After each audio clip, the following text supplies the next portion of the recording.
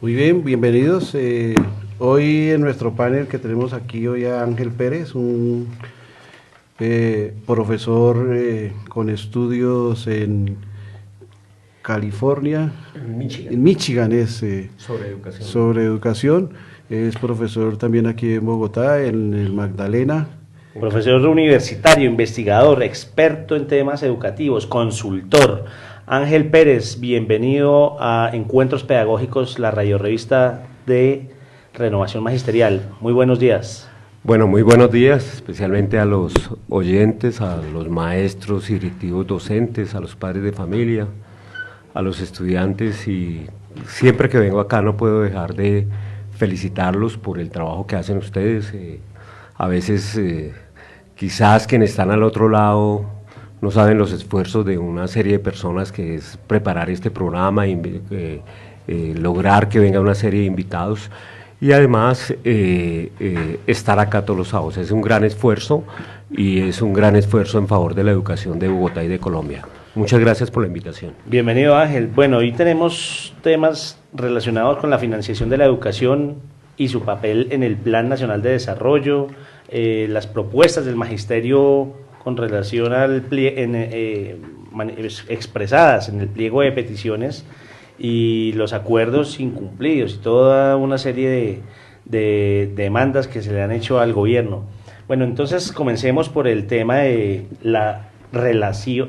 Ángel, ¿cómo es la educación ahora en el Plan Nacional de Desarrollo propuesto por el gobierno? Andrés, un momentico que aquí en el panel también vamos a estar con Miguel Ángel Pardo Romero, ejecutivo de FECODE.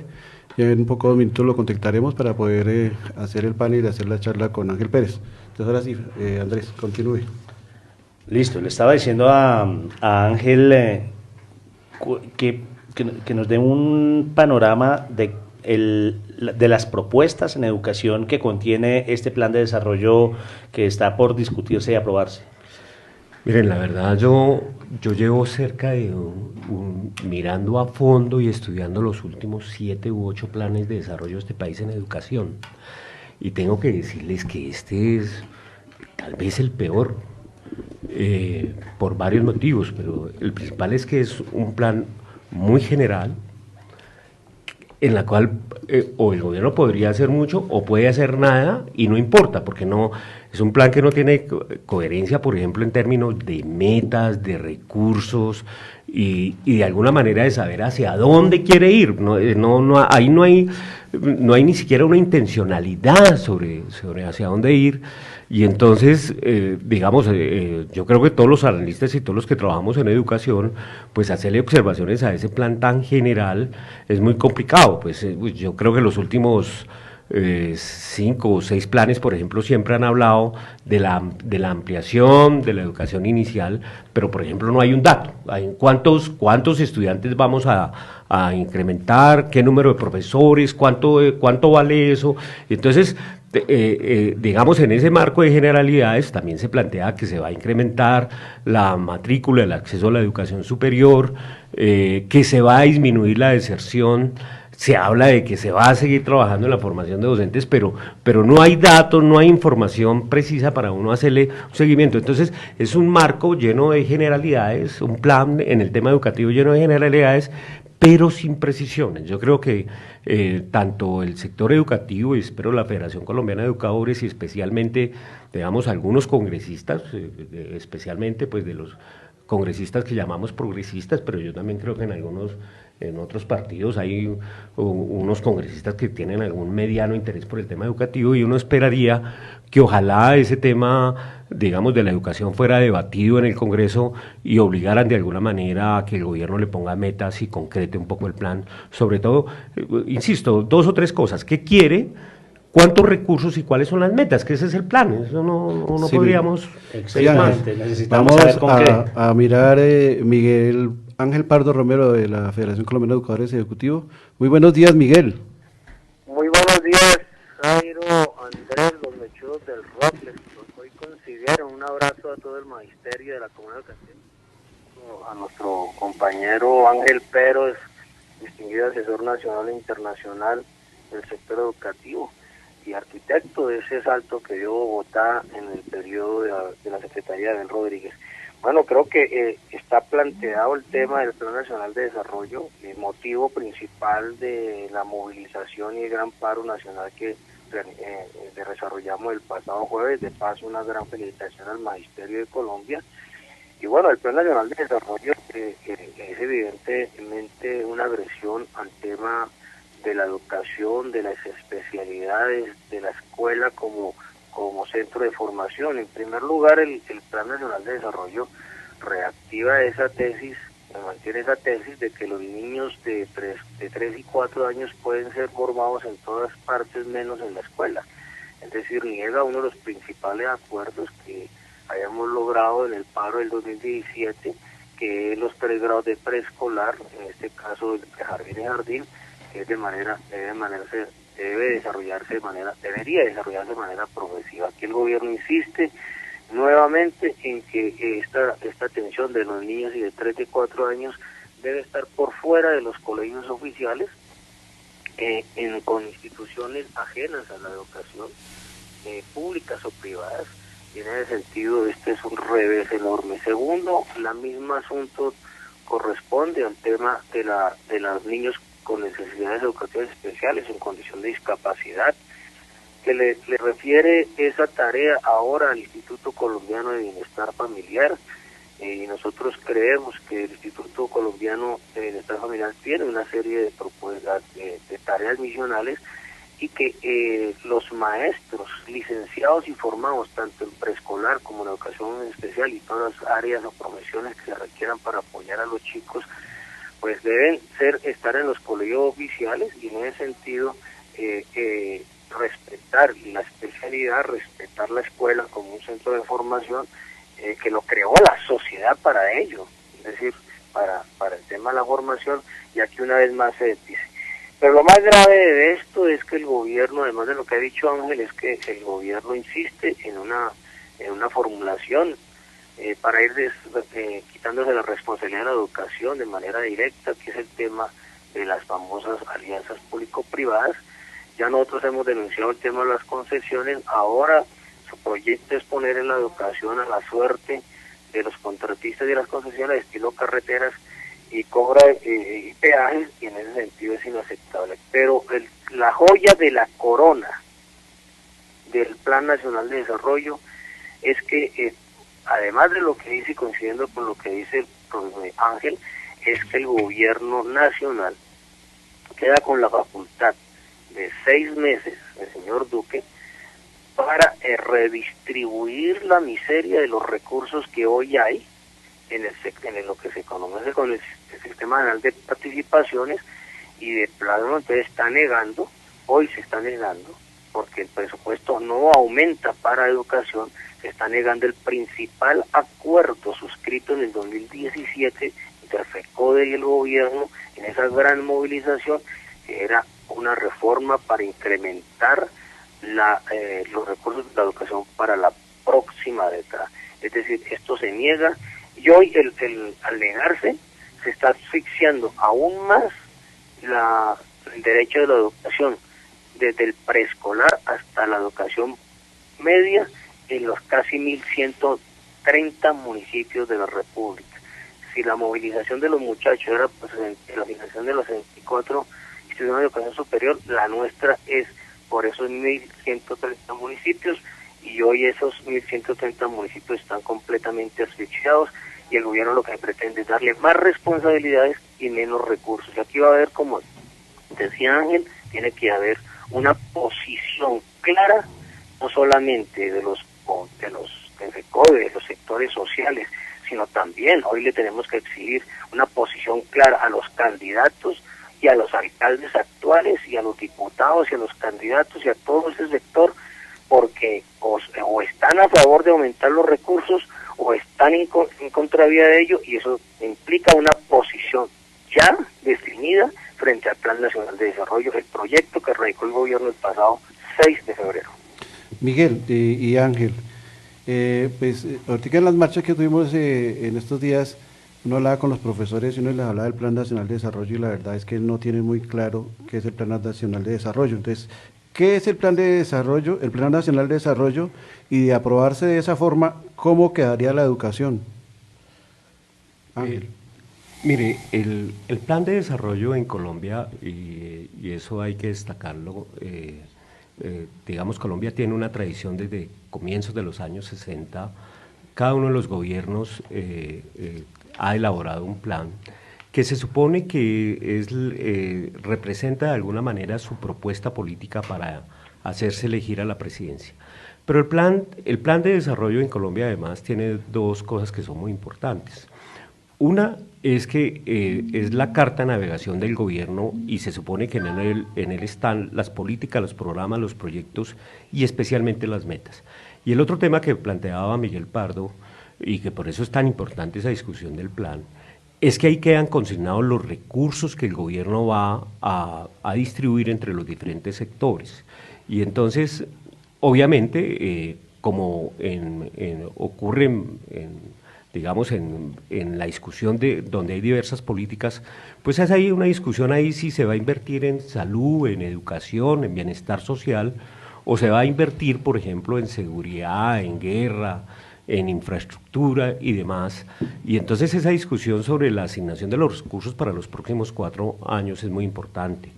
Pero como un poco lo trató de plantear también Miguel Pardo, pues en este caso, este plan no solamente, digamos, está pensado para el diseño de las prioridades del gobierno y hay ahí unos temas, por ejemplo, yo creo que ahí hay un afianzamiento de temas de seguridad, creo que hay unos esfuerzos por promover acciones sobre la economía naranja y demás, pero además este plan ha sido aprovechado, la propuesta, para proponerle al país casi que una reforma tributaria. Hay una serie de recortes en gasto social muy importantes, el tema de los subsidios para servicios como la energía eléctrica para los estratos 3,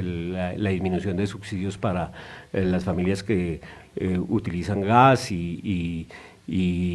está también hasta la propuesta para los contratistas del Estado y para los trabajadores independientes que en cambio de que le liquiden sobre el 40% la seguridad social, se la liquiden sobre el 55%. Es decir, ahí se está aprovechando para hacer una reforma y deja abierto también la posibilidad, y por fortuna esto tiene que ir a discusión del Congreso, uno esperaría que algunas de esas cosas cambien, deja abierta la posibilidad para hacer una gran reforma institucional del Estado, que es donde, digamos, ahí se podrían hacer cualquier clase de ajustes, y eso me parece que en un sistema democrático y demás, primero no debería ocurrir y no se debería aprovechar el plan para hacer este tipo de reformas. Entiendo. Bueno, vamos a crucemos varios factores, ¿sí? Hay una preocupación muy grande sobre la financiación y es que definitivamente el presupuesto para educación sale del Sistema General de Participaciones, una parte, hay otra que viene del Presupuesto General de la Nación, las entidades territoriales deben poner recursos propios, es toda una mezcla de factores que afectan. Entonces, para Miguel y para Ángel la pregunta sería la siguiente, crucemos estos factores, crucemos financiación de la educación, políticas educativas y dignificación del trabajo docente. ¿Cómo interactúan esos 3 factores y cómo se afectan? Principalmente partiendo de la desfinanciación de la educación. Miguel.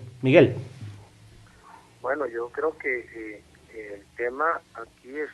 doblemente grave porque además de que el gobierno mantiene el presupuesto igual, es decir, de entrada señala que no va a aumentar el presupuesto para educación en los próximos 4 años, luego niega el aumento para los próximos 10 años que requiere realmente la educación, pues el gobierno está en el proceso de desconocer lo que le corresponde en concurrencias para la nación, de la nación para la educación. Es decir, el gobierno va a dejar de concurrir en una serie de gastos para la educación que asfixia aún más la financiación de la educación. Como estamos realmente ante una propuesta de liquidación de la educación preescolar a la media, y entonces, como decía el compañero Marcelo Torres en uno de sus artículos sobre la relación entre el Estado central y los estados y las regiones, de lo que se trata aquí es de entregarle mucho más responsabilidades a las entidades territoriales, ¿sí? Y el gobierno nacional mantener el Estado a nivel central, mantener las decisiones, y al entregarle las responsabilidades pero no entregarle los recursos, aquí lo que vamos a ver es la obligatoriedad de que quien quiera educación y salud pues tendrá que pagarlo, o sea, por la vía de la privatización, o obligar a los gobiernos locales a crear más impuestos. Esta es la situación de hoy, y lo está absolutamente claro en el proyecto del Plan Nacional de Desarrollo, llámese, que se llama ahora, pues para que los compañeros vayamos refiriendo, proyecto de ley número 311 de Cámara y 227 de Senado. Esta situación se agravaría, y por eso nos parece sospechoso que el gobierno haya sacado una serie de puntos sobre educación que sí los tenía en el anteproyecto, pero ahora no aparecen en el texto que radicó al Congreso, pero todo lo resuelve sobre la base de dejar, repito, de las facultades extraordinarias del gobierno del señor presidente para que en 6 meses tome determinaciones. Por eso yo llamo la atención en que nosotros debemos recurrir para entender qué es lo que quiere el gobierno frente al particular, al anteproyecto, o sea, el texto anterior al que radicó, e igualmente al documento de educación de calidad para futuro con oportunidades para todos, que fue el documento de gobierno. Allí es donde está clara la política, entre otras cosas. Por ejemplo, para el caso de la educación media, entregarle la educación media al sector productivo en el marco de la economía naranja, cosa que nosotros, por supuesto, es una reforma a la Ley General de Educación, y una negativa a seguir haciendo lo que siempre debió hacer, es darle el derecho a una educación media y especializada a toda la población. Hoy sigue habiendo, yo creo que Ángel me puede precisar más la cifra, pero prácticamente casi el 60% de los chicos en edad escolar de educación 10º y 12 siguen entrando por fuera del sistema educativo. Esto es una barbaridad. Entonces, listo. Damos a Ángel Pérez la palabra, 2 minuticos para concluir, y pasamos a corte institucional. Yo, como lo hemos discutido muchas veces ya acá en esta mesa y de manera personal con Miguel Pardo y otros dirigentes sindicales, por donde uno mire, Colombia no gasta lo suficiente en el tema educativo, y al contrario, como no hemos gastado suficiente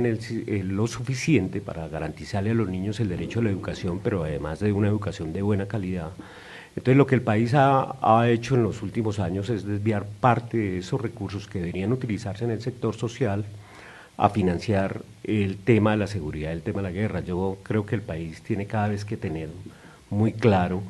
que este es un país que financia cerca de 300.000 soldados, unos 210.000 policías y cerca de 60.000 personas que trabajan en el tema del Ministerio de Defensa y en los mecanismos y en las organizaciones de seguridad del Estado. Es decir, uno aquí casi que completa 600.000 personas, funcionarios financiados por el Estado de alguna manera en ese aparato militar, pero a su vez cuando uno compara con los docentes, pues los docentes son 320.000 y cerca de 40.000 personas que trabajan que trabajan en los colegios y demás. Somos la mitad del pie de fuerza del estamento militar, ¿no? En la parte administrativa, y entonces claro, yo digo, pues este país se gasta 4 puntos de su Producto Interno Bruto en financiar todo eso, y cuando uno va y compara eso con el resto de países de América Latina, pues el que máximo gasta 2, la mayoría de esos países están gastando 1 o 1.5 del PIB. Entonces seguramente vamos a hablar más de eso, pero es obvio que los estados pueden gastar más en educación, pero obviamente significa que hay recortes en otros sectores, Y de alguna manera también, pues seguramente esto tiene que ver con todo el sistema de tributación y quienes pagan impuestos y demás en Colombia, porque cuando uno habla de educación, pues digamos, los estados fundamentalmente se crearon y sus grandes propuestas siempre fue el tema de cómo financiar el tema de la educación en primer lugar, y en segundo lugar, cómo financiar el tema de salud, y tercero, lo que llamaríamos otras áreas asociadas al bienestar de las personas, especialmente atención a adultos mayores y a niños con toda clase de problemas, niños y jóvenes con toda clase de problemas para su desarrollo, y eso es básicamente lo que ha buscado los estados garantizar, digamos, en términos de su gasto social, utilizar la mayor cantidad de recursos para financiar estos sectores sociales. ¿En qué tareas debemos meternos ahora los maestros, los alrededor de 320.000 maestros del país? Bueno, creo que la tarea es la que indicó Jairo ahora que hablábamos con Ángel Pérez, que tiene que ver con una amplia pedagogía de lo que está contenido en el proyecto del Plan Nacional de Desarrollo del Gobierno, radicado el pasado 6 de febrero, ¿sí? Pero, y sobre todo, de su complementario, que es el Plan de Gobierno, Educación de Calidad para un Futuro con Oportunidades para Todos, y una amplia pedagogía porque ahí es donde se observa cómo es una propuesta que contribuye a esa es la instrucción de la educación formal, de la educación pública estatal en todos sus niveles, el preescolar, para los niños con educaciones especiales, para la educación media, como lo habíamos explicado anteriormente, y por supuesto hacer una gran pedagogía de lo que es su antítesis, que es el pliego de peticiones que radicamos desde la Federación Colombiana de Trabajadores de Educación a nombre del Magisterio y de la Comunidad Educativa de Colombia. Creo que en eso hay que hacer una amplia pedagogía y precisar, como para complementar un poco lo del panel, cuáles son las propuestas centrales en nuestras, tanto frente al plan como las que están contenidas en el pliego de peticiones, que tienen una relación enorme y tiene que ver con especialmente señalar nuestra propuesta de que se haya una reforma constitucional al sistema general de participaciones por parte del gobierno que considere las propuestas de la federación. Esta es una propuesta que se complementa con la exigencia nuestra, la modificación del artículo de vigencias y derogatorias para evitar la eliminación del artículo 148 de la ley 1450 del 2011, el cual permite la concurrencia de la nación en el saneamiento de deudas de los costos del servicio educativo y otras disposiciones que desconocen los derechos del magisterio. Nosotros por eso lo decíamos en el panel, y es evidente que estas propuestas que son de las de la federación se complementan con lo que ha planteado Ángel, y es mostrarle al país que en este momento hay dos tipos de canastas educativas que reflejan que un asunto inaceptable, que no podemos aceptar, y es que hayan dos tipos de educación en Colombia. Una para los que tengan recursos y puedan sufragarla con todas las condiciones, y otra para los colegios oficiales sin condiciones dignas para los niños y las niñas y las condiciones para que haya una verdadera sustentación pedagógica. Creo que la propuesta que ha hecho Ángel de mostrarle al país cómo hay una diferencia enorme entre lo que es la canasta educativa del sector privado en Colombia o de la educación oficial en el resto del país con la canasta educativa que voy a ir para los niños de los colegios oficiales en Colombia, contribuye enormemente también a la base de la propuesta que se requiere para la reforma constitucional, pero para que también toda la comunidad educativa y la opinión pública sepa que la lucha realmente es por la educación pública, como lo hemos venido haciendo, y contrarreste con esa campaña oscura del jefe del partido de gobierno, del gobierno actual.